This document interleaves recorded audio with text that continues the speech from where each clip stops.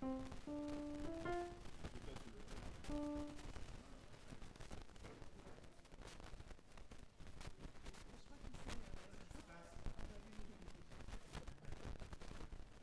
ça c'est celui qui est sur le côté qui est abloui là.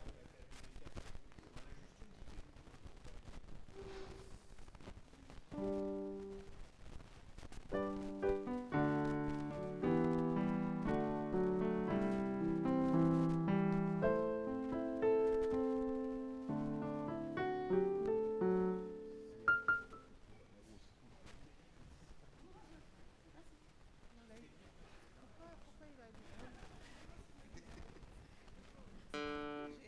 on allume celle-là d'habitude, ça, je trouve que ça est abloui là.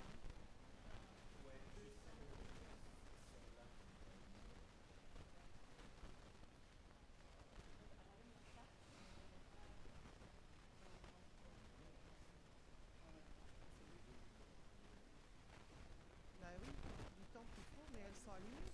Elles sont allumées. Ouais, là c'est bon. Ça devient un peu mieux, bien sûr. Ouh, la gueule. Ah ouais, non, mais j'y vois plus rien.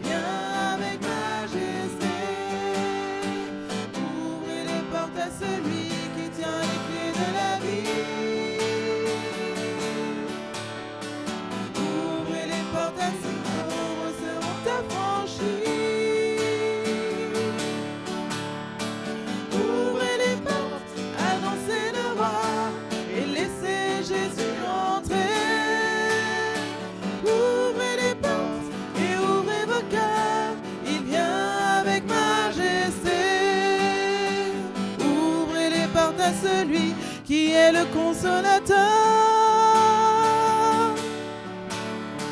Ouvrez les portes à celui qui veut sonder nos cœurs. Ouvrez les portes, annoncez le roi et laissez Jésus entrer. Ouvrez les portes et ouvrez vos cœurs, il vient avec majesté. Porte au Seigneur et dressez vos bannières. Aplanissez vos sentiers, enlevez les pierres. Ouvrez les portes, annoncez le roi et laissez Jésus entrer. Ouvrez les portes et ouvrez vos cœurs, il vient avec majesté.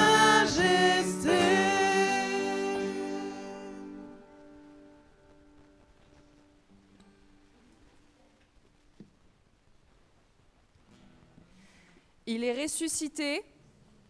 Il est vraiment ressuscité. Il est ressuscité.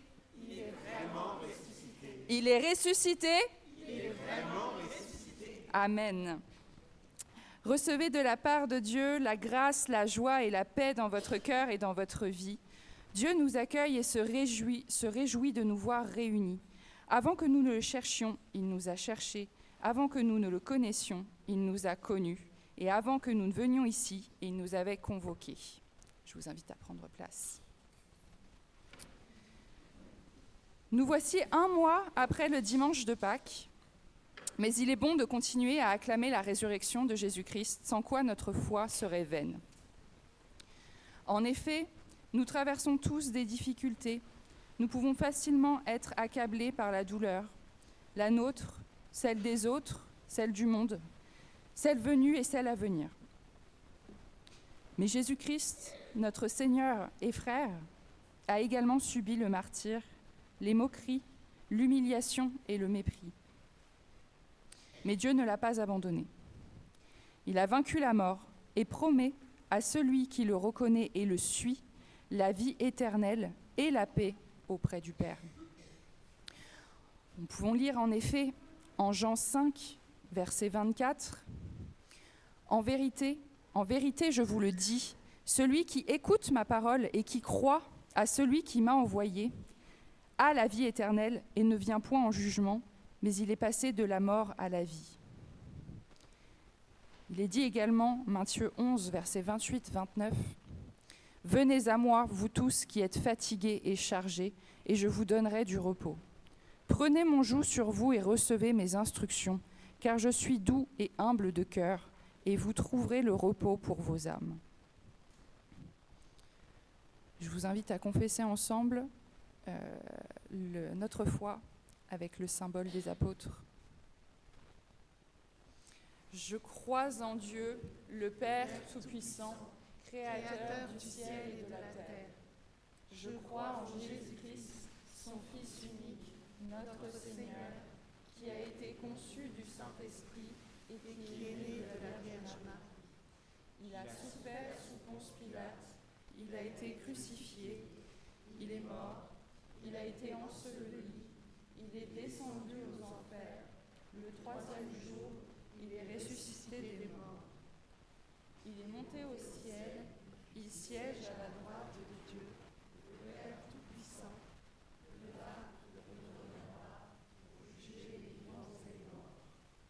Je crois au Saint-Esprit, la Sainte Église universelle, la communion des saints, la rémission des péchés, la résurrection de la chair et la vie éternelle. Amen. Vous pouvez prendre place. Je vais inviter peut-être, je ne sais pas si Georges veut passer les quêteuses. On va passer les quêteuses pour les offrandes et je vais par la même occasion faire les annonces brièvement. N'oubliez pas, donc là on a encore le petit flyer pour les quelques événements à venir. Bon là ce qui reste surtout ça va être le parcours alpha à partir de ce mardi, qu'il est toujours possible de rejoindre j'imagine si vous le souhaitez, et à bien noter le 14 juin, la fête de fin d'année. Et vous avez les différents groupes, les différents rendez-vous de la semaine. N'hésitez pas à le prendre, c'est bien évidemment fait pour.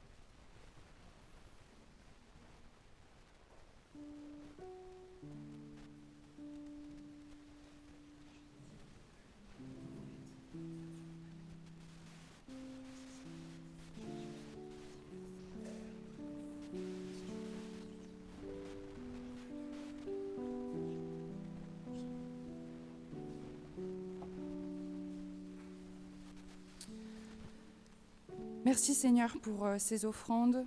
Merci de nous permettre de ne pas trop nous attacher aux biens matériels. Merci de nous permettre de donner de différentes manières, bien évidemment. Et je te remercie Seigneur et que ces offrandes nous permettent de diffuser ta parole au sein du Mantois déjà et plus largement ensuite. Merci Seigneur et que ces offrandes soient bénéfiques à la diffusion de ta parole. Amen.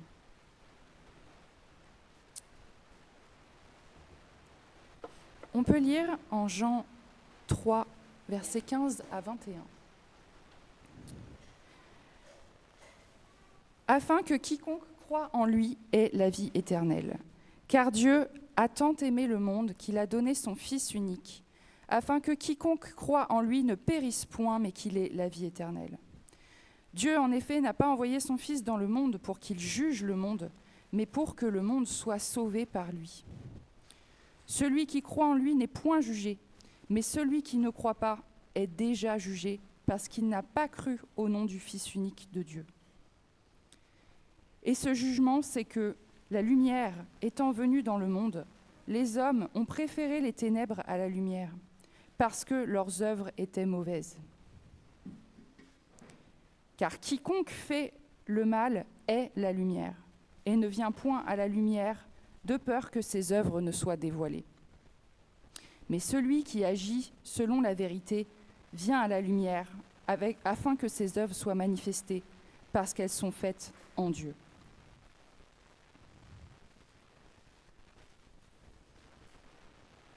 Prions. Nous te demandons pardon, Seigneur, car malgré notre volonté à te suivre et notre foi en ta parole, nous ne sommes pas toujours les lampes que nous devrions être pour le monde. Pardonne-nous, Seigneur, pour cet attachement que nous avons au monde, à nos mauvaises œuvres, à nos mauvaises pensées, qu'elles soient envers les autres ou simplement mal ajustées dans nos objectifs de vie. Je te prie, Seigneur, de chasser les ténèbres qui sont profondément enfouies dans nos cœurs et permets que nos actes soient une vraie preuve de ta toute-puissance. Amen.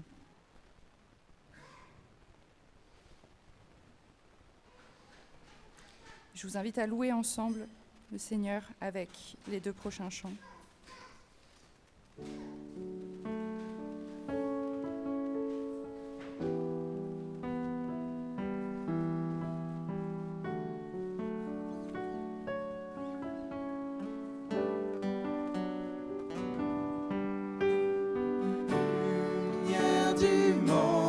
Venu dans l'obscurité, tu m'ouvres les yeux et je vois tant de beauté que mon cœur ému t'adore. Je sais que ma vie est en toi. Et me voici pour louer, me voici à tes pieds, me voici pour dire tu es mon Dieu, car tout en toi est beauté, tout en toi est grandeur, tout en toi est merveilleux pour moi. Roi éternel, élevé au-dessus de tout, ta gloire resplendit dans le ciel.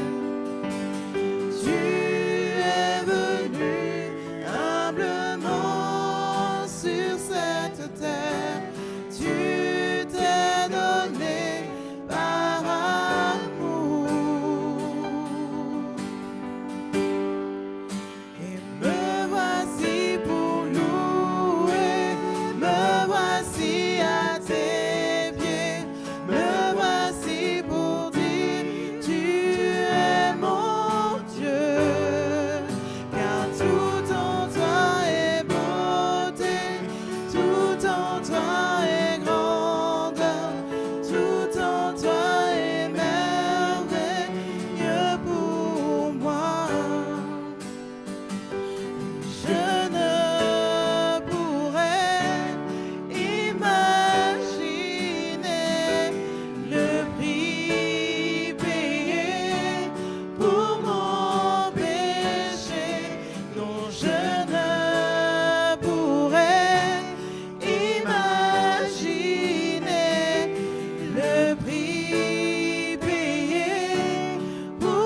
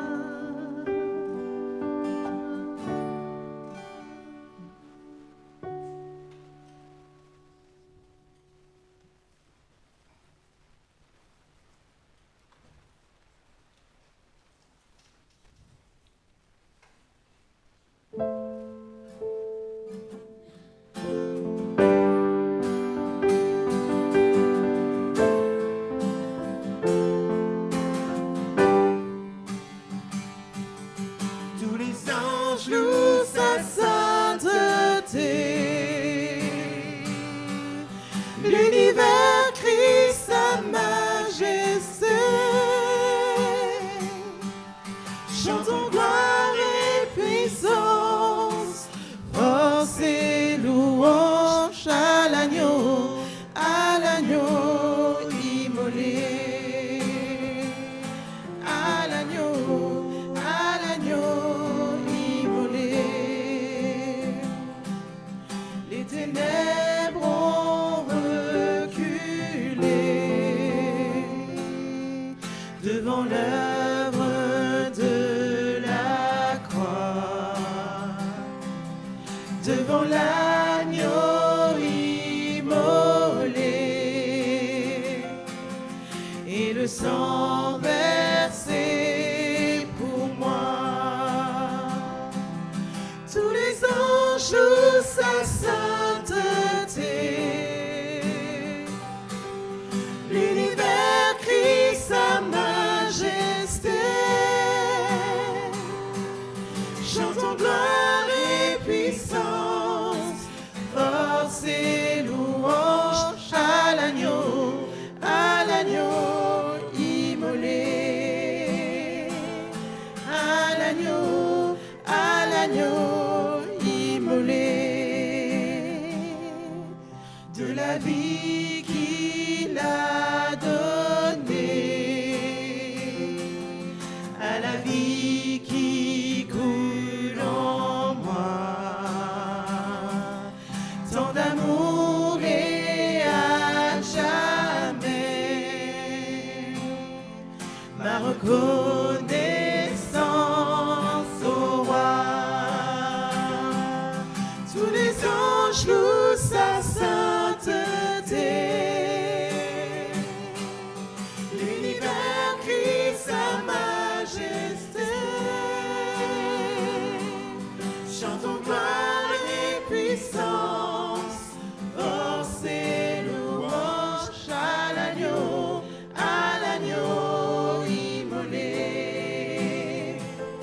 À l'agneau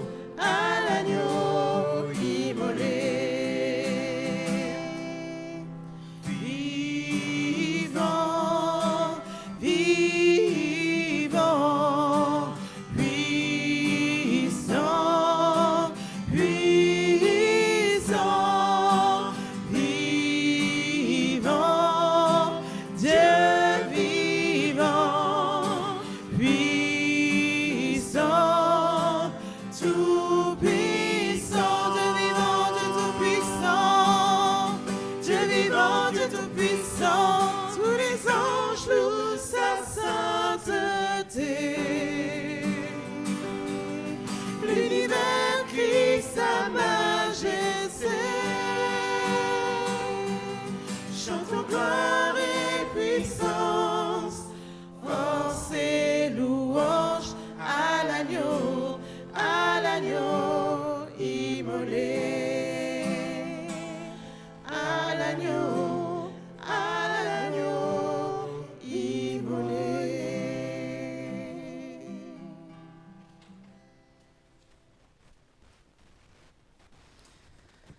Merci Seigneur pour ton sacrifice, grâce auquel nous ne devons plus rien à personne, si ce n'est à toi.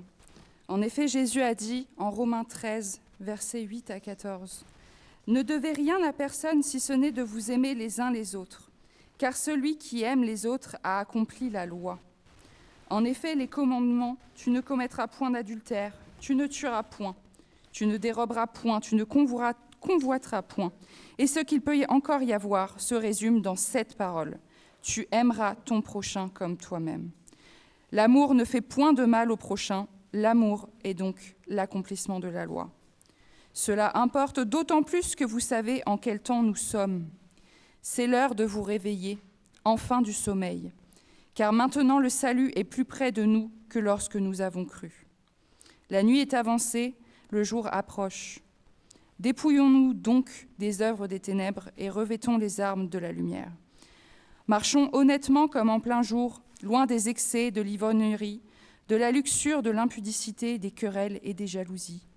Mais revêtez-vous du Seigneur Jésus-Christ et n'ayez pas soin de la chair pour en satisfaire les convoitises. Merci Seigneur, et je vous invite à chanter un dernier chant.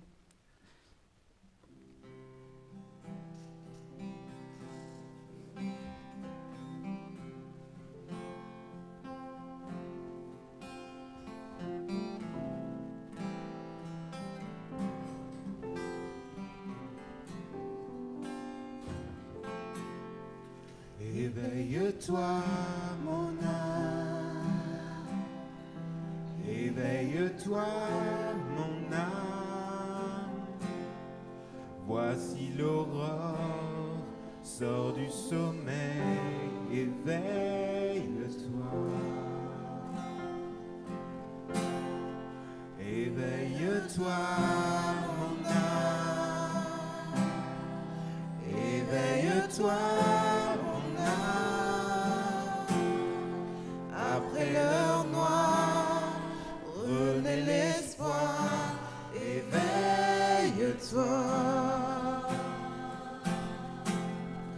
Il a souffert, il s'est livré, sacrifié là sur le bois.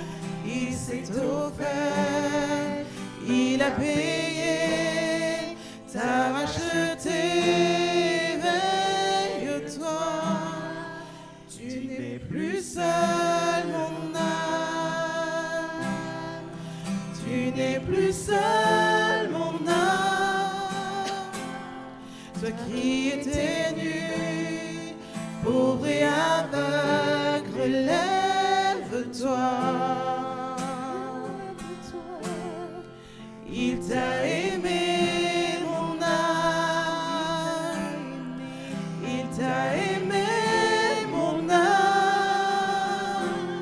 Le Dieu des merveilles, de toi ces merveilles, relève-toi.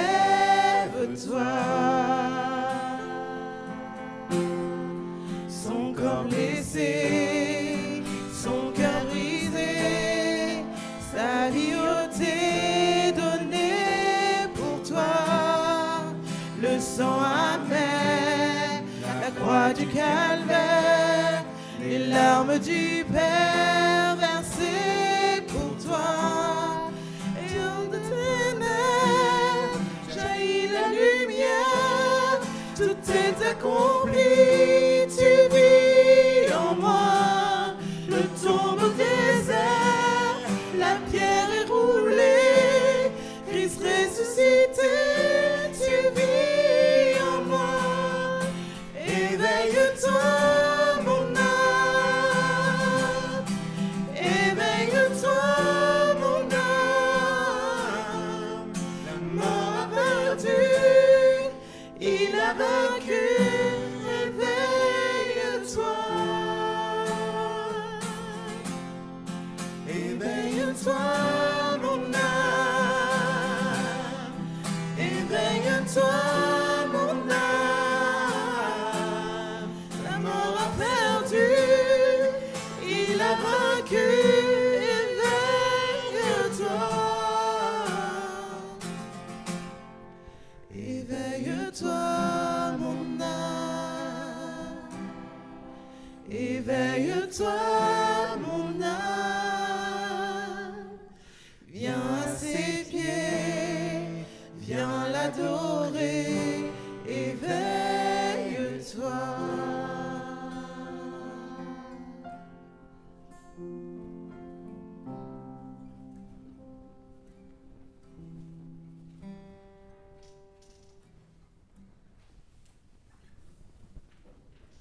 Je vous invite à prendre place. C'est notre temps, le temps où on prend le temps de partager des actions de grâce, des actions du Seigneur dans nos vies, récentes ou non. Donc, si vous avez un témoignage à partager, il y a Tévi qui va vous apporter le micro. Merci Noël.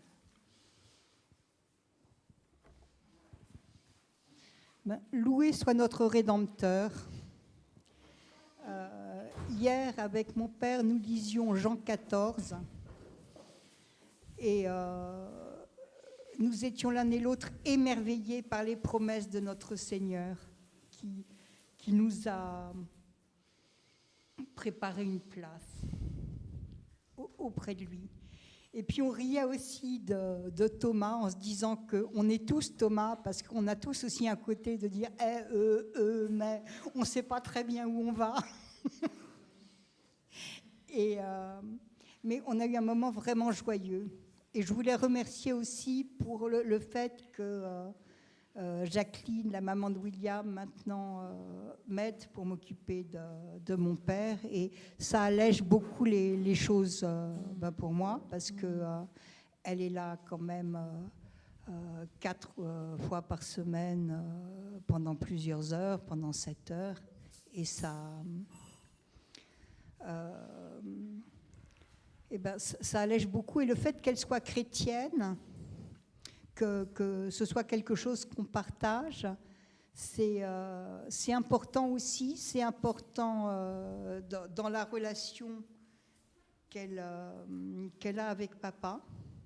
Et c'est dans la relation qu'on a ensemble. C'est d'être sœur en Christ, d'être frère et sœur en Christ, ça donne vraiment un plus qui est quelque chose d'impalpable mais d'important. Donc merci Seigneur. Merci Seigneur. Merci pour la tranquillité qu'il envoie, les gens qu'il envoie autour de nous, le soutien qu'il nous apporte au quotidien et notamment dans ces échanges. Merci Noël. Vous recevez, Vas-y, je t'en prie. Vous recevez en ce moment-là des petites cartes avec des stylos. C'est pour écrire vos prénoms, pour ceux qui ne connaissaient pas le principe.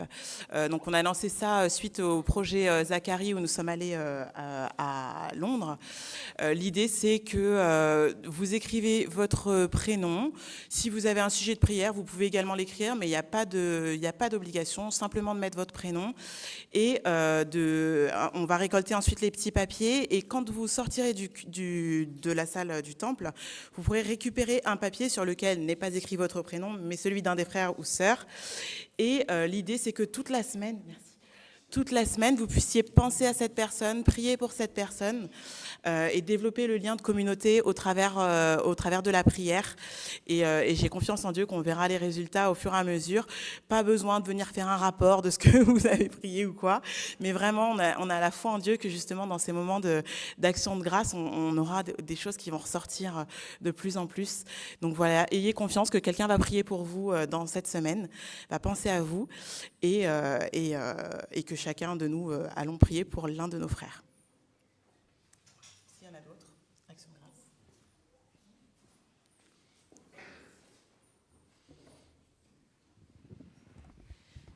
Moi, je voudrais remercier le Seigneur pour le temps quand on était partis un peu en vacances au niveau de Lyon, en fait. Et puis, je bénis le Seigneur parce qu'on a pu passer à Thésée. Ça faisait longtemps qu'on n'était pas passé. Et là, ce coup-ci, en plus, on y est allé en famille. Donc, je bénis le Seigneur pour ce temps où on a vraiment été dans la prière, dans la méditation, un moment calme avec le Seigneur, mais aussi des études bibliques, en fait, avec des gens de toute nationalité. On a fait des belles rencontres et on a médité sur le thème de « Qui cherches-tu ?» C'est la question que Jésus a posée à Marie-Madeleine. Donc, c'était vraiment un moment formidable avec le Seigneur et un moment de rencontre. Amen. Amen. Bonjour à tous. Moi, je voudrais remercier le Seigneur parce que, notamment, pendant toute la période du carême, c'était un moment qui n'était pas forcément évident pour moi. Je me suis senti beaucoup accompagné par des versets grâce à l'application YouVersion, où vous pouvez avoir plusieurs versions de la Bible qui sont vraiment bien sur le téléphone. Et il y a un verset du jour, vous savez, qui apparaît quand vous lancez l'application. Vous avez le verset du jour qui apparaît sur l'écran d'accueil. Et à chaque fois, vraiment sur peut-être 2 semaines au quotidien, puis je travaillais en même temps, j'avais pas la motivation, j'avais pas envie, je ressassais, je broyais du noir, vous voyez. Et à chaque fois, les versets, ils tombaient vraiment à pic. Et ça m'a accompagné comme ça pendant, je dirais bien 15-20 jours, où c'était à chaque fois à propos, et le verset était le bon verset. Et je me sentais vraiment accompagné par Dieu. Et je voudrais aussi remercier les personnes qui sont derrière tout ça, qui, à mon avis, n'ont pas forcément idée des fruits que ça peut porter, d'avoir sélectionné tel ou tel verset pour tel jour. Mais grâce à l'esprit, il y a quand même toujours quelqu'un à qui ça va parler. Et ça me fait me dire que parfois, nous aussi, on fait des choses on ne se rend pas du tout compte des effets que ça a, en fait. Mais une petite bonne action, ou en tout cas une action peut-être inspirée par l'esprit qu'on pourrait faire dans nos quotidiens, bah, ça se trouve, elle va avoir un effet papillon, vous voyez, et elle va bouleverser quelqu'un, ou en tout cas, elle va l'aider à se relever dans un moment très difficile. Donc je voudrais remercier le Seigneur pour ces petites choses, ces petites actions de l'esprit des autres qui ont un impact sur nous, et personne n'est au courant de tout ça, en fait. On agit juste. Donc voilà, je voudrais remercier le Seigneur de porter des fruits grâce à l'esprit. Et l'importance des petites graines semées, on voit le petit verset au quotidien qui nous apporte tant de soutien, et c'est vraiment une parole vivante. Et ouais, juste une petite graine, on ne sait pas si elle germe, mais elle porte du fruit, elle accompagne les autres. Vas-y, je t'en prie, Sonia. Ben oui, du coup, petite graine, effectivement. Donc moi, ça fait 2 mois maintenant que j'ai commencé dans mon nouveau travail, plus 2 mois de formation.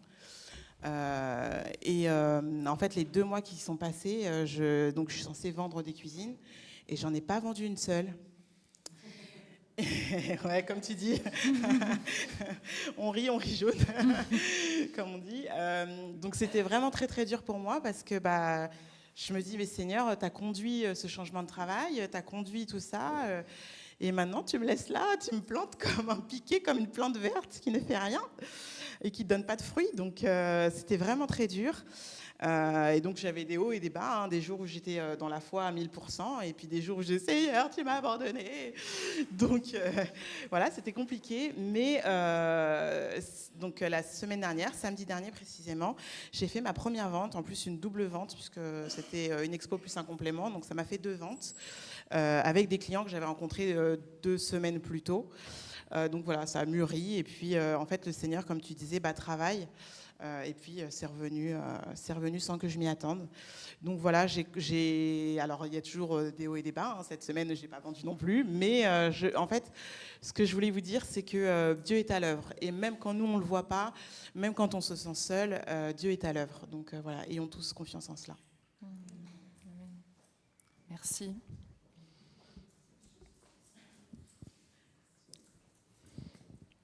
Est-ce que quelqu'un veut encore témoigner ? Sinon, je vais laisser la parole à Marie-Christine pour la liturgie de la parole qui va nous instruire, nous parler de 2 Rois 1 à 14. Merci Marie-Christine.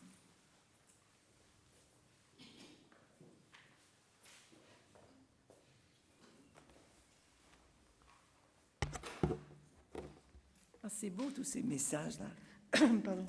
Ces messages de louange. J'ai été commerciale, je sais ce que c'est, les hauts et les bas. Prions si vous voulez. Pardon, il y a un chat là.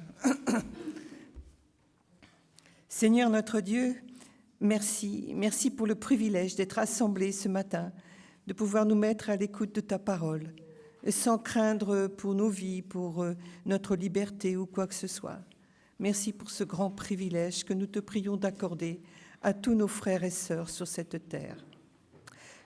Que ton Saint-Esprit, Seigneur, nous visite, nous inspire aussi pendant ce temps autour de ton message aujourd'hui, Seigneur. Dans le nom de Jésus-Christ, je te prie. Amen. Alors, il y a des récits dans la Bible qui nous étonnent et puis parfois même nous amusent.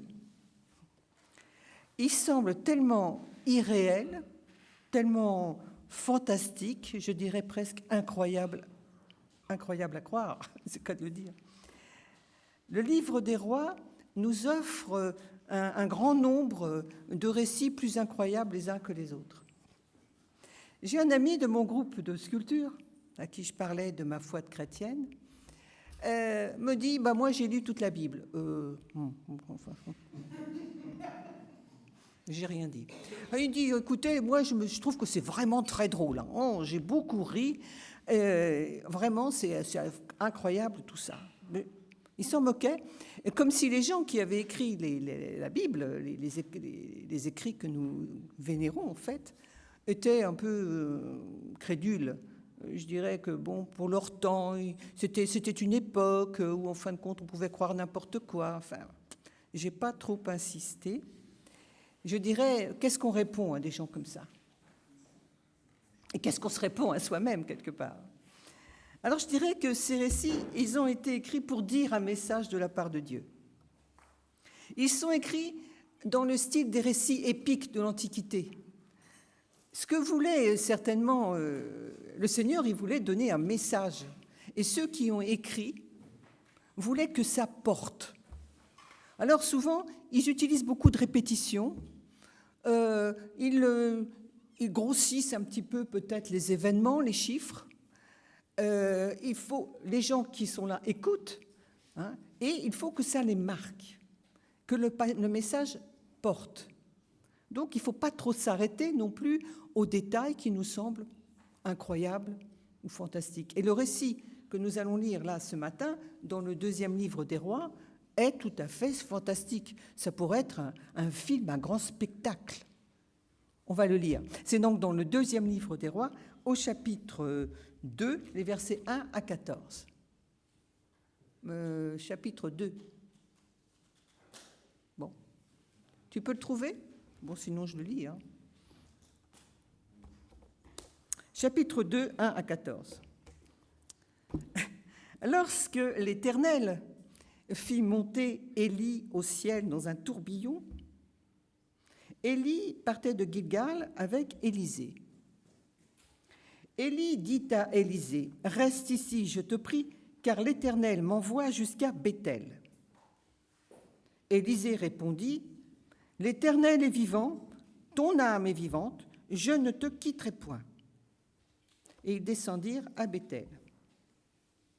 Les fils des prophètes qui étaient à Béthel sortirent vers Élisée et lui dirent, « Sais-tu que l'Éternel enlève aujourd'hui ton maître au-dessus de ta tête? » Et il répondit, « Je le sais aussi, taisez-vous. » Élie lui dit, « Élisée, reste ici, je te prie, car l'Éternel m'envoie à Jéricho. » Il répondit, « L'Éternel est vivant, et ton âme est vivante, je ne te quitterai point. » Et ils arrivèrent à Jéricho. Les fils des prophètes qui étaient à Jéricho s'approchèrent d'Élisée et lui dirent, « Sais-tu que l'Éternel enlève aujourd'hui ton maître au-dessus de ta tête? » Et il répondit, « Je le sais aussi, taisez-vous. » Élie lui dit, « Reste ici, je te prie, car l'Éternel m'envoie au Jourdain. » Il répondit, « L'Éternel est vivant et ton âme est vivante, je ne te quitterai point. » Et ils poursuivirent tous deux leur chemin. 50 hommes d'entre les fils des prophètes arrivèrent et s'arrêtèrent à distance vis-à-vis d'eux, et eux deux s'arrêtèrent au bord du Jourdain. Alors Élie prit son manteau, le roula et en frappa les eaux, qui se partagèrent çà et là, et ils passèrent tous deux à sec. Lorsqu'ils eurent passé, Élie dit à Élisée, « Demande ce que tu veux que je fasse pour toi, avant que je sois enlevé d'avec toi. » Élisée répondit, « Qu'il y ait sur moi, je te prie, une double portion de ton esprit. » Élie dit, « Tu demandes une chose difficile, mais si tu me vois pendant que je serai enlevé d'avec toi, cela t'arrivera ainsi, sinon cela ne t'arrivera pas. » Comme il continuait à marcher en parlant, voici un char de feu et des chevaux de feu les séparèrent l'un de l'autre. Et Élie monta au ciel dans un tourbillon. Élisée regardait et criait, « Mon père, char d'Israël et sa cavalerie !» Et il ne le vit plus. Saisissant alors ses vêtements, il les déchira en 2 morceaux, et il releva le manteau d'Élie, le manteau qu'Élie avait laissé tomber. Puis il retourna et s'arrêta au bord du Jourdain. Il prit le manteau qu'Élie avait laissé tomber. Il en frappa les eaux et dit, « Où est l'Éternel, le Dieu d'Élie ?» Lui aussi, il frappa les eaux qui se partagèrent çà et là, et Élisée passa. Quand je vous disais que c'était quand même un récit fantastique, je pense que vous êtes d'accord. Vous voyez, les chars de feu, le tourbillon, c'est très, très imagé. Alors, qu'est-ce que ça peut nous dire, à nous, chrétiens du XXIe siècle, ce genre d'écrit? Bon, voyons déjà les acteurs du récit. Alors, il y a Élie, le prophète Élie. Le nom hébreu d'Élie, c'est Elisha, c'est-à-dire Yah, l'Éternel, est mon Dieu. Depuis ces plusieurs semaines, nous parcourons la vie d'Élie avec les différents événements qui l'ont jalonné. Et Arnaud et nos prédicateurs et prédicatrices nous ont déjà un peu parlé du contexte de la vie d'Élie, donc je n'y reviendrai pas. Et puis, il y a Élisée.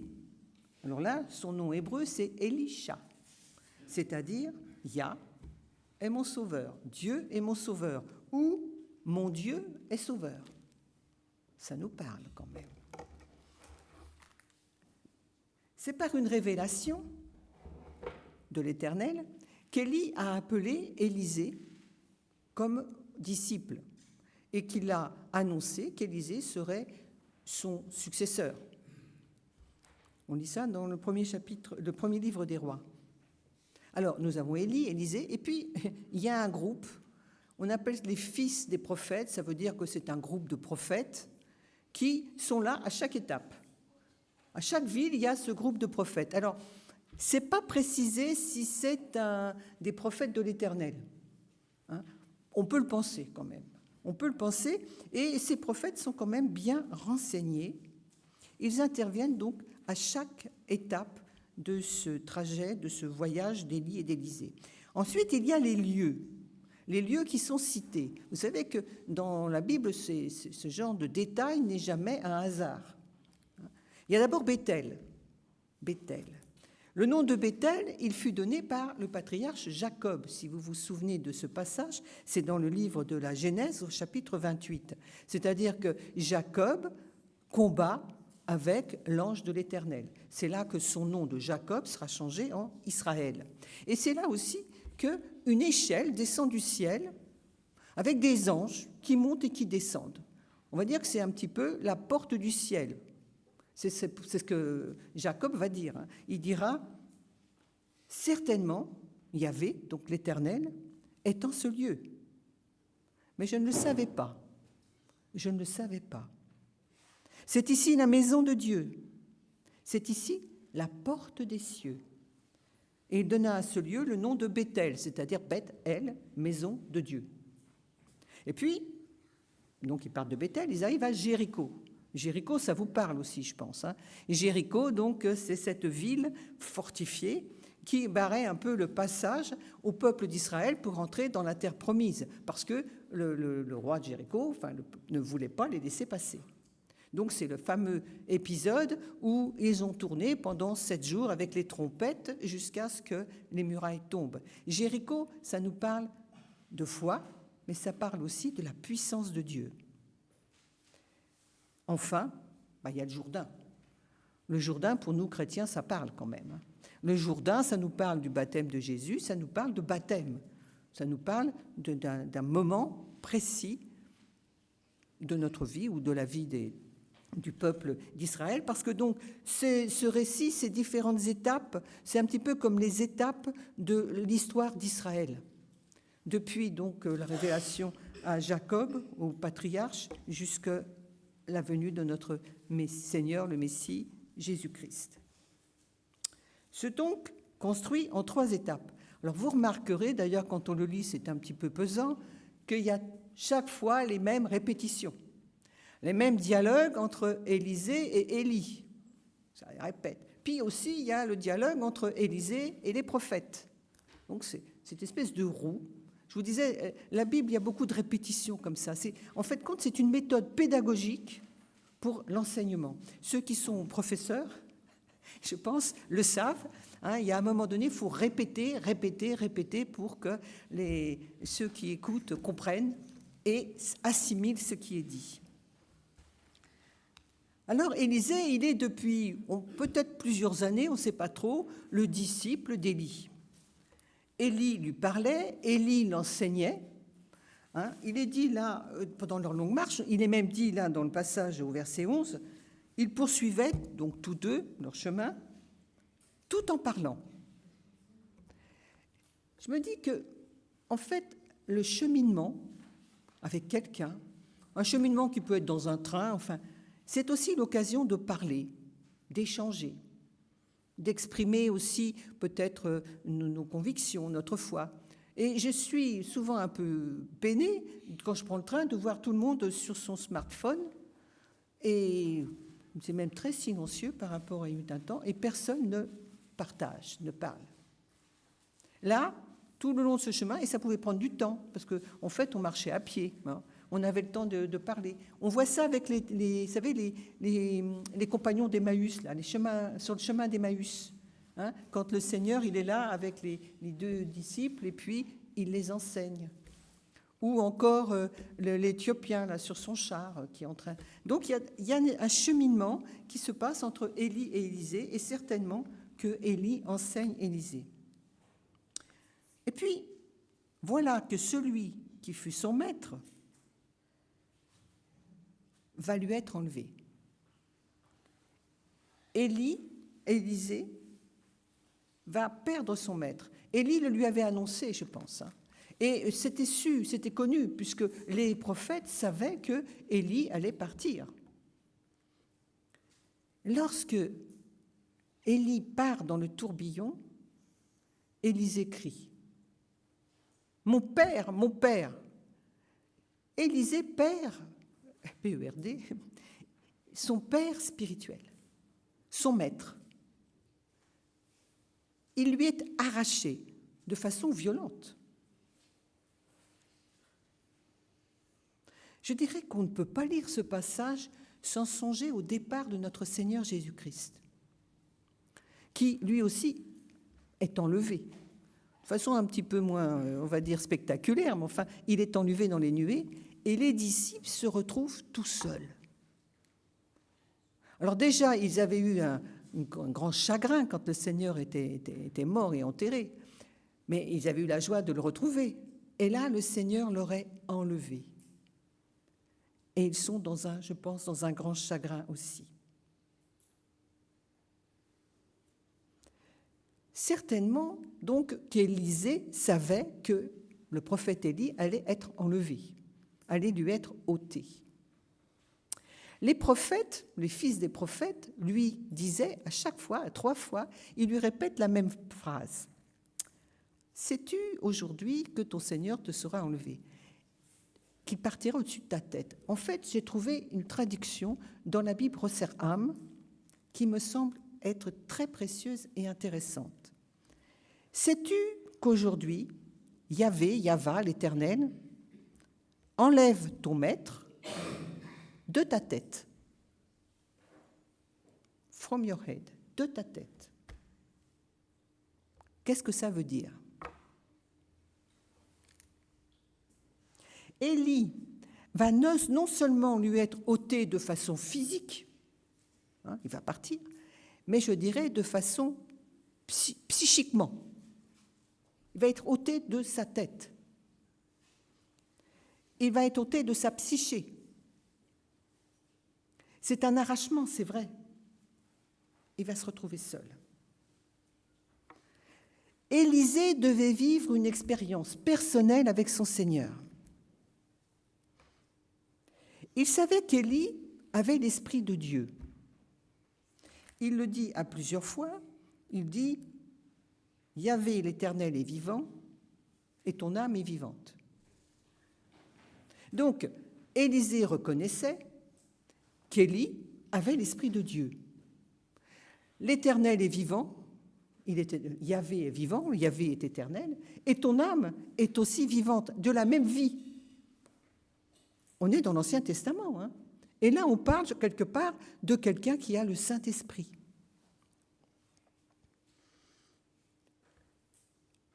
Il va falloir, pour Élisée, il va lui falloir voir l'enlèvement d'Élie.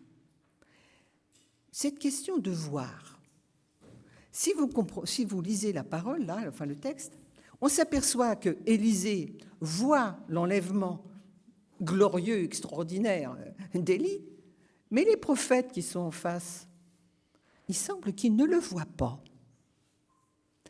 D'ailleurs, dans la suite du récit, on verra que les prophètes, ils vont chercher, ils vont dire à Élisée, mais attends, on va chercher, on va le trouver, ton maître. Donc, ils ont bien vu qu'il n'est plus là, mais ils n'ont pas vu comment il était enlevé. Élisée, lui, il a eu cette vue extraordinaire. Ça me fait aussi penser, vous savez, quand le Seigneur est transfiguré sur la montagne, hein, à un moment donné, donc, son corps resplendit. Il y a là Jacques, Jean, Pierre, c'est ça, hein. Eux, ils voient le Seigneur changer. Les autres ne le voient pas. Mais cette question de voir va plus loin que les yeux. Si vous vous rappelez le livre de Job, moi j'aime beaucoup ce passage, ce verset du livre de Job, où Job dit « Mon oreille avait entendu parler de toi ». Donc Élisée, il avait entendu parler de Dieu. Hein. Il parlait avec Élie pendant des kilomètres. Donc, mon oreille avait entendu parler de toi, mais maintenant, mon œil t'a vu.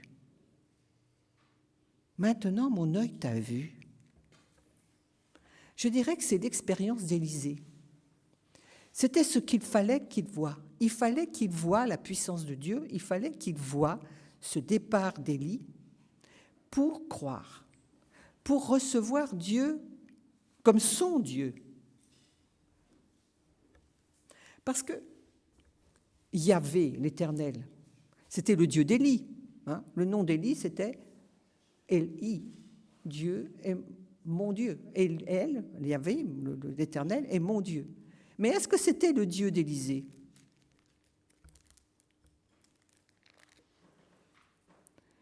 Élisée va devoir recevoir une expérience personnelle, une révélation personnelle. Ne plus seulement suivre son maître, mais être lui-même le prophète, celui qui annonce la parole de Dieu. Et ce n'est que parce que son maître a été ôté qu'il va pouvoir accomplir sa mission. Et puis, pour accomplir cette mission, il lui faut une puissance, parce que tout au long de sa vie, vous l'avez lu dans les passages précédents, Élie reçoit la puissance. Hein, il va ressusciter un petit enfant, la petite fille. Il va remplir donc cette jarre d'huile. Il va faire tomber en quelque sorte le feu du ciel pour brûler le sacrifice. Donc tout ça, cette puissance, elle est exprimée pour valider sa parole. Comme le Seigneur Jésus accomplit des miracles pour valider, pour dire « je suis Dieu ». Donc Élisée, pour pouvoir accomplir son ministère, il va devoir aussi recevoir cette puissance. Et c'est ce qu'il demande à Élie. Alors maintenant, on a vu qu'il avait donc reçu une portion de foi en voyant son maître s'en aller. Il fallait maintenant qu'il reçoive une portion, lui dira une double portion du Saint-Esprit de puissance. Là encore, ça nous rappelle ce qui s'est passé pour les apôtres. Lorsque le Seigneur est parti, enlevé aux cieux, il leur a promis le Saint-Esprit. Il leur dit, en vérité, on lit ça dans Jean 14, en vérité, je vous le dis, celui qui croit en moi fera les œuvres que je fais. Ça montre la portion de foi qu'il faut. Hein. Et il en fera de plus grandes, parce que je m'en vais au Père. Donc parce que Élie est ôté, parce qu'il envoie donc une double portion du Saint-Esprit, enfin l'Éternel envoie une double portion du Saint-Esprit à Élisée, Élisée va faire encore de plus grandes œuvres qu'Élie. Et puis, il y a un mouvement, il y a quelque chose d'un peu étonnant encore. Donc, Élisée a vu. Il va peut-être croire ce qu'a dit Élie, mais il lui faut une preuve quand même. Parce que recevoir le Saint-Esprit, certains le diront, ça ne se sent pas. Recevoir le Saint-Esprit, ça ne se sent pas vraiment. Donc il va demander un signe. D'abord, il va déchirer ses vêtements. Il déchire ses vêtements, et dans l'Ancien Testament, déchirer ses vêtements, c'était un signe de deuil. Donc il a une espèce de deuil du départ d'Élie, de deuil de sa vie passée, et il va rentrer dans une nouvelle vie. Il va avoir à passer ce Jourdain. Je vous le rappelais, le Jourdain, pour nous chrétiens, ça nous parle du baptême du Seigneur. Ça nous parle de nouvelle naissance, ça nous parle de conversion. Et pour passer ce Jourdain, donc, il va frapper du manteau d'Élie, il va frapper les eaux du Jourdain. Vous avez remarqué que Élie a laissé tomber son manteau. Il n'est pas parti avec. Pourquoi il aurait bien pu prendre son manteau et partir avec? C'est comme s'il passait le témoin. Vous savez, quand il y a les courses de relais, hein, on passe, on court, et puis on passe le témoin. Il faut mieux l'attraper, hein, sinon c'est fichu. Alors un peu, on pourrait croire que Élie, quelque part, il a laissé le témoin, son manteau. Ce manteau qui est aussi, le manteau, ça parle aussi d'être couvert, hein, d'être protégé, couvert. Et donc, Élisée prend ce manteau et frappe à son tour les eaux du Jourdain, et en disant donc, où est l'Éternel, où est le Dieu d'Élie? Et Dieu répond. Dieu lui répond, le Dieu d'Élie, il est là, avec toi. Quand il tape donc les eaux du Jourdain qui se séparent. Il passe. Il passe. Et pour lui, c'est un nouveau départ. Maintenant, il va accomplir la mission que le Seigneur lui avait confiée par l'onction que lui avait fait Élie. Donc, on pourrait dire que Élisée devait vivre une expérience personnelle pour recevoir l'Esprit de Dieu.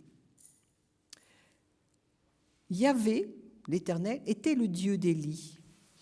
Mais était-il le Dieu d'Élisée? Il a fallu que cela. Il a fallu cette expérience pour qu'il devienne le Dieu d'Élisée. La conversion, j'appelle ça la conversion hein, pour Élisée, c'est un événement personnel qui ne peut être transmis par qui que ce soit, mais qui doit être vécu. Il arrive souvent dans nos paroisses que nos paroisses soient attachées à un pasteur dont le charisme, l'enseignement, le dynamisme les ont accompagnés pendant des années. L'Assemblée a grossi, sa réputation a gagné la région, je dirais même tous les réseaux sociaux. Hein. On peut suivre ses cultes sur Internet. Le pasteur, son message sont pour chacun un encouragement. C'est un guide.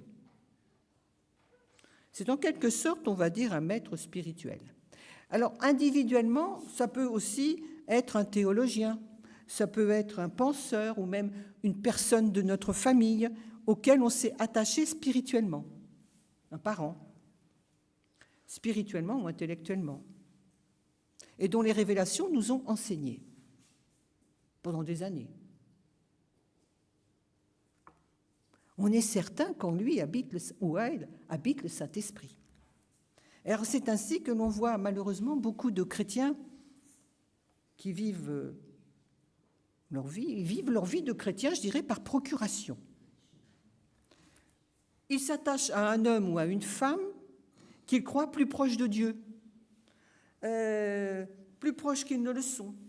Ils lui demanderont de prier pour eux, de prier pour certains sujets, parce qu'ils se disent qu'il a peut-être un petit peu un passe-droit auprès de Dieu. Lui, il prie mieux, il sait mieux. C'est comme si ses prières étaient plus efficaces. Vous n'avez pas connu ça? On ne peut pas donner mandat à quelqu'un, si on peut lui donner mandat pour nous représenter à l'Assemblée générale. Hein, bon. Mais on ne peut pas donner mandat à un autre ou une autre pour chercher à notre place, pour étudier la parole à notre place, pour prier à notre place, pour agir à notre place. Dieu est un Dieu personnel. Chacun d'entre nous est unique pour lui. Alors, on peut hésiter, on peut avoir un petit peu, comment dire, un fonctionnement au début un petit peu hésitant. On peut avoir des hauts et des bas. On peut demander le secours de la prière de quelqu'un. Mais personnellement, on doit venir à Dieu, aller à Dieu. La foi, la repentance, la conversion sont personnelles. Elles doivent être vécues personnellement. Ce n'est pas l'Église, ce n'est pas le pasteur, ce n'est pas le conducteur, ce n'est pas le frère en Christ qui vivront cela pour nous. L'aide, la prière des uns et des autres, nous on a un groupe de prière là, et c'est vrai que c'est merveilleux de pouvoir en appeler aux uns et aux autres pour la prière. Mais ça n'empêche de prier personnellement. J'ai quelquefois vu une personne vous mettre pour la réunion de prière qui se passait à l'église un petit mot, comme ça, avec une liste. Alors, je voudrais que vous priez pour ça, pour ça, pour ça, pour ça, comme la liste des commissions. J'avais dit, mais enfin, bon, reste avec nous, prie avec nous. C'était son habitude. Bah oui, mais moi, j'ai un groupe de marche, là, on va marcher. Bon, d'accord. Oui. Mais la prière, elle est d'abord individuelle. Et puis, à 2 ou 3, on prie le Seigneur, on est plus fort peut-être. Mais on ne doit pas donner mandat. Vous voyez ce que je veux dire? Donner mandat pour prier, donner mandat pour étudier. Oh, moi, je n'étudie pas la Bible, je n'ai pas le temps, mais toi, tu l'étudies, alors tu pourras m'enseigner. Ou non. C'est personnel. Même si le secours de quelqu'un qui connaît, qui peut être plus avancé, est indispensable, c'est sûr. Mais on a aussi notre rôle à faire. Cherchez, dit le Seigneur, et vous trouverez. Cherchez personnellement, individuellement. Alors, comme Élisée a dû le vivre, il y a un moment donné, il faut agir personnellement. Il faut recevoir personnellement le Seigneur. Reconnaître qu'il est notre Seigneur, notre Sauveur. Ce n'est pas le voisin qui pourra le faire. Ce n'est pas l'Église non plus. Parce qu'on peut aller tous les dimanches à l'Église, être fidèle, et ne pas avoir reçu le Seigneur. Ne pas pouvoir dire « Yahvé est mon Dieu », comme disait Élia, Yahvé, l'Éternel, Dieu est mon Dieu. Et plus, Élijah, l'Éternel, Dieu est mon Sauveur. C'est une conviction personnelle.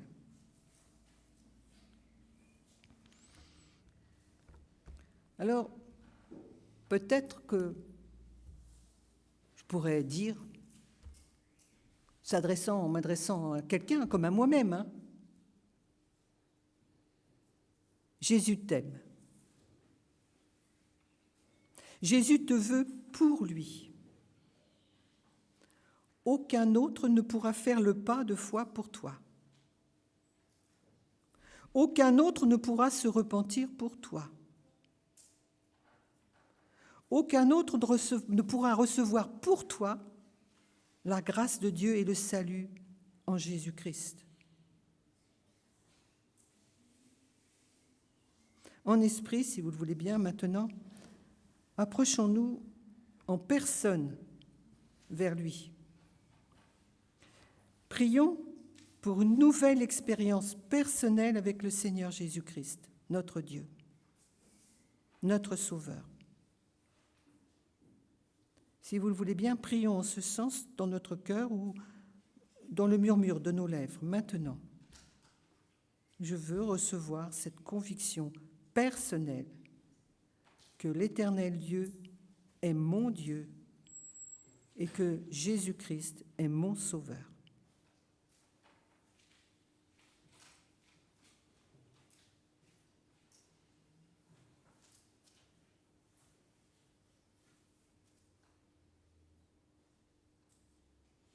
Merci Seigneur. Merci Seigneur notre Dieu, notre Père, pour ta parole de ce matin. Permets-nous de la méditer, de la manger, de la faire nôtre, pour que nous puissions grandir dans notre relation avec toi, recevoir ce que tu veux de nous et agir comme tu le veux pour la gloire et l'honneur de ton nom, Père. C'est dans le nom de Jésus-Christ, notre Seigneur, l'agneau immolé comme nous l'avons chanté, que nous te prions. Amen.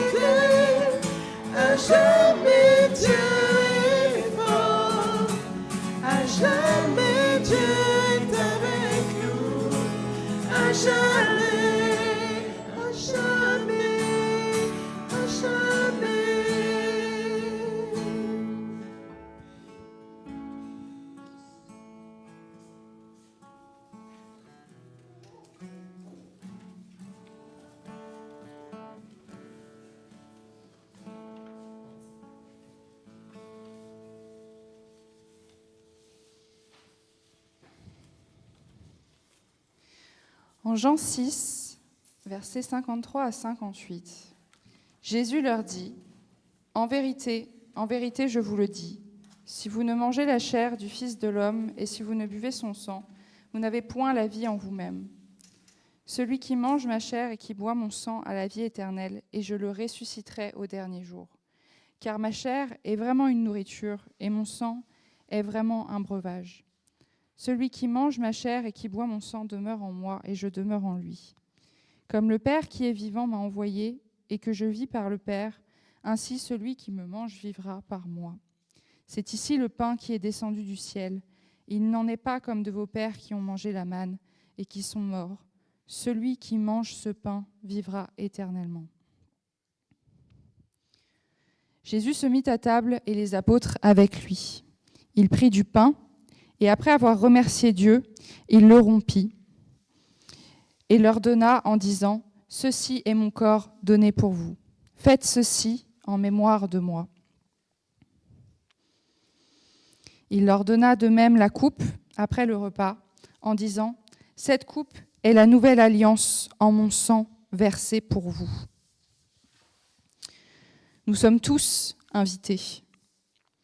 Que celles et ceux qui reconnaissent en Jésus-Christ le Seigneur et désirent partager son repas forment un cercle. Je vous invite peut-être donc à former un cercle autour de l'allée centrale et nous allons distribuer donc le pain et il y aura vin et jus de raisin.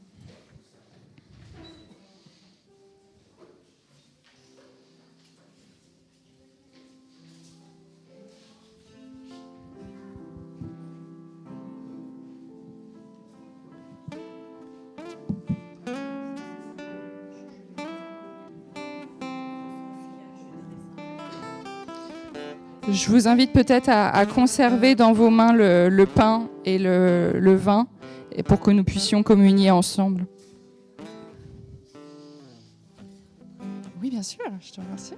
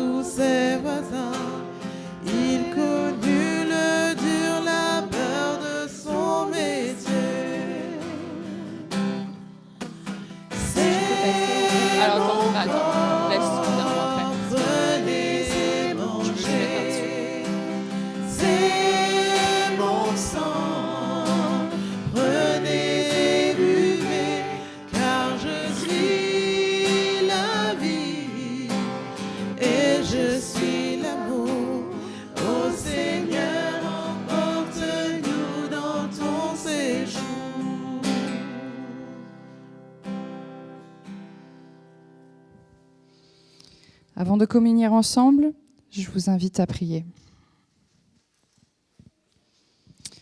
Prions.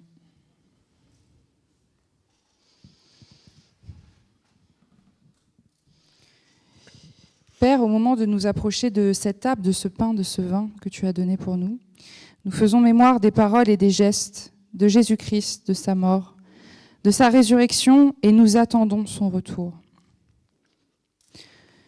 Nous recevons de toi ce pain de vie destiné à la nourriture du monde. Nous recevons de toi la coupe d'alliance que tu offres pour la joie du monde. Tu nous rassembles et nous invites. Par ton esprit, renouvelle notre foi afin que ce pain et ce vin soient les signes de la présence de ton Fils parmi nous. Fais toutes choses nouvelles dans nos cœurs et dans le monde. Je vous invite à réciter ensemble Notre Père. Notre Père qui es aux cieux, que ton nom soit sanctifié, que ton règne vienne, que ta volonté soit faite sur la terre comme au ciel. Donne-nous aujourd'hui notre pain de tous les jours. Pardonne-nous nos offenses, comme nous pardonnons aussi à ceux qui nous ont offensés. Ne nous laisse pas entrer en tentation, mais délivre-nous du mal, car c'est à toi qu'appartiennent le règne, la puissance et la gloire, au siècle des siècles. Amen. Pendant le repas, il prit du pain et après avoir rendu grâce, il le rompit et le leur donna en disant « Prenez, mangez, ceci est mon corps. »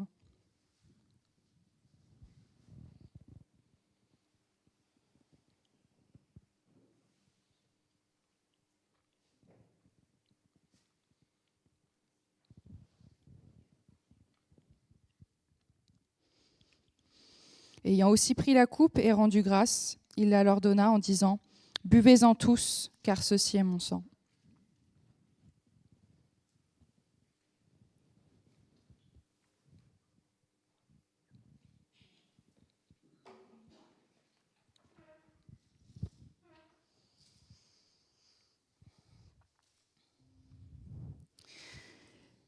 On lisait déjà dans l'Ancien Testament, dans Ésaïe 26, verset 3. « À celui qui est ferme dans ses intentions, tu assures une paix profonde parce qu'il se confie en toi. » Le Seigneur a dit, après avoir annoncé son départ, « Je vous ai dit ces choses afin que vous ayez la paix en moi. Vous aurez des tribulations dans le monde. Mais prenez courage, j'ai vaincu le monde. » Je vous invite donc, en cette fin de culte, à prendre courage, à être ferme dans vos intentions, et que la paix de Dieu soit sur vous. Amen. Nous allons prendre tous ensemble à partir du couplet 3 du Seigneur nous a aimés, puis nous enchaînerons avec le dernier chant.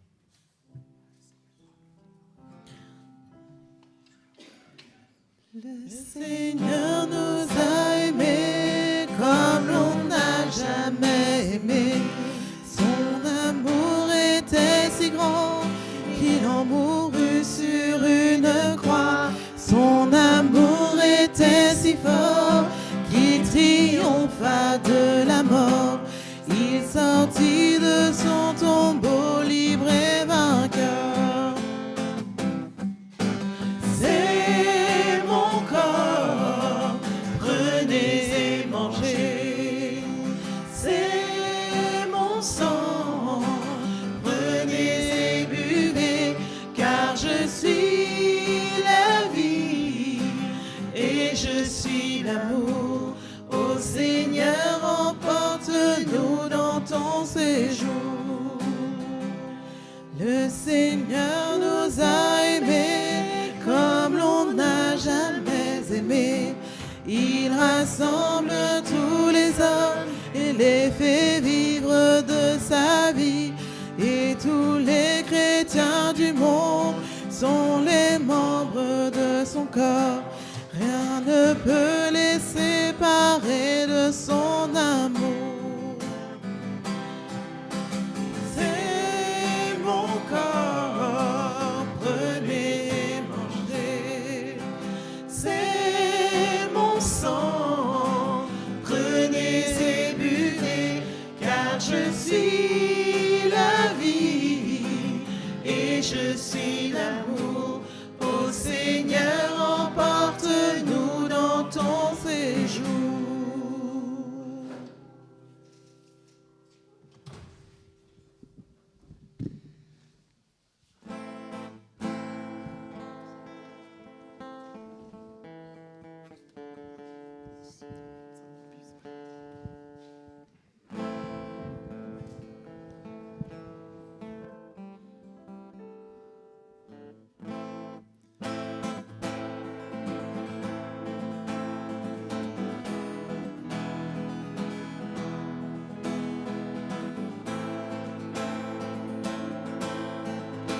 Tu as de la foi comme un petit grain de moutarde.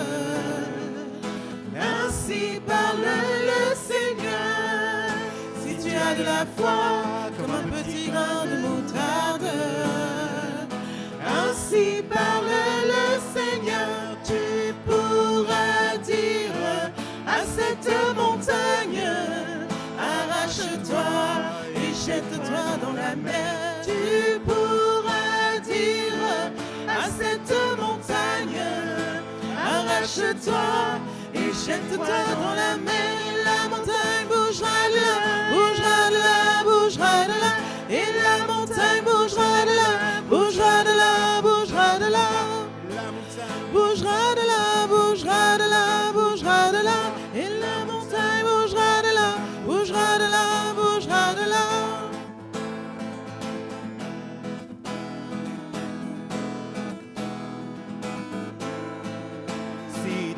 vie, tes problèmes sont comme des montagnes qui t'empêchent d'avancer. Si dans ta vie, tes problèmes sont comme des montagnes qui t'empêchent d'avancer, tu pourras dire à cette montagne, arrache-toi, et je le dis par la foi. Tu pourras dire à cette montagne, arrache-toi, je le dis par la foi. Et la montagne bougera de là, bougera de là, bougera de là. Et la montagne bougera de là, bougera de là, bougera de là. Et la montagne bougera de là, bougera de là, bougera de là. Et la montagne bougera de là, bougera de là, bougera de là. Bon dimanche à tous.